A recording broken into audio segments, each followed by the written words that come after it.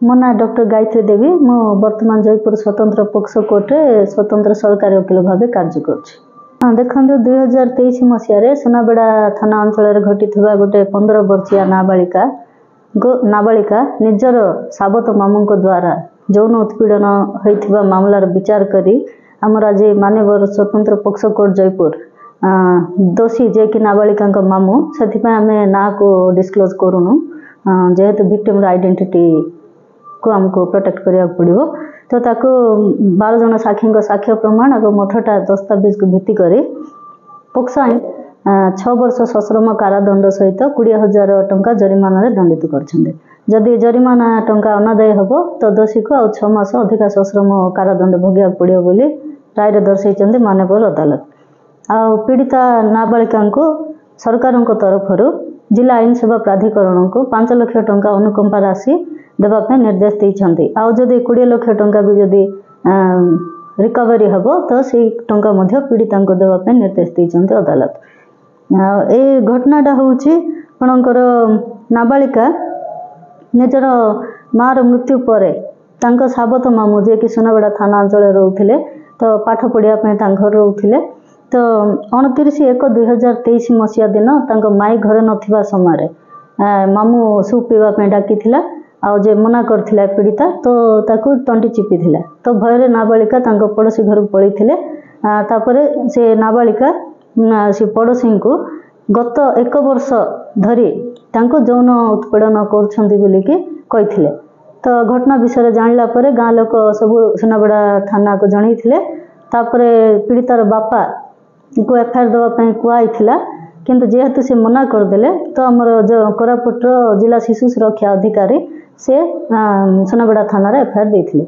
तो जो एसआई अच्छे आरआईओ श्री संजीव कुमार बेहरा मोकदमार तदंत करके दोषी विरुद्ध चार्जसीट दाखल करथिले। देखंतु निजर शिशु मान को सुरक्षा देवार प्रथम दायित्व है निजर पेरेंट्स आउ गार्डियंस मानकर किंतु दुखर कथा ये देखा जाउची जो शिशु माने निज घरे ही सुरक्षित नहंती तो सोसाइटी रे अन्य मानक आमे कोन एक्सपेक्ट करिया। तो मोर गोटे वार्ता रहिबो आजिकल मानसिकता एमती हो जाइए निजर छुआ सहित निजर भाणीजी मान सहित कि भौणी मान सहित सेक्सुअल एब्यूज होउचंती छोट छुआ माने कौन पे ना से माने होउचंती शिशु से माने किछि कहि परिबे नै। तापर देखंते ए केस रे बापा जार दायित्व रहिला एफआईआर देवाटा से मना कर देले कौन पे ना से निजर साबत छला।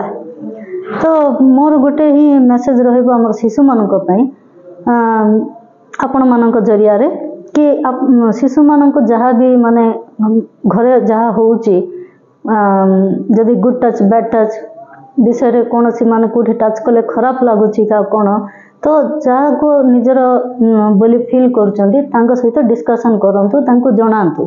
चुप रहिले आम विरुद्ध रे अपराधटा बढ़िबो आउ आमे अपराध को प्रश्रय देबारे आमे मध्य गोटे मीडिया हबा। तो शिशु माननको मोर गोटे ही मेसेज जहाँ होउची चुप रहबा नै काहाको ना काहाको जणाइबा एइदर पेरेंट्स को किंबा टीचर माननको किंबा सांग माननको जाको भी आमे ठीक फील करछु तांको जणाइबा चुप रहबा नाही।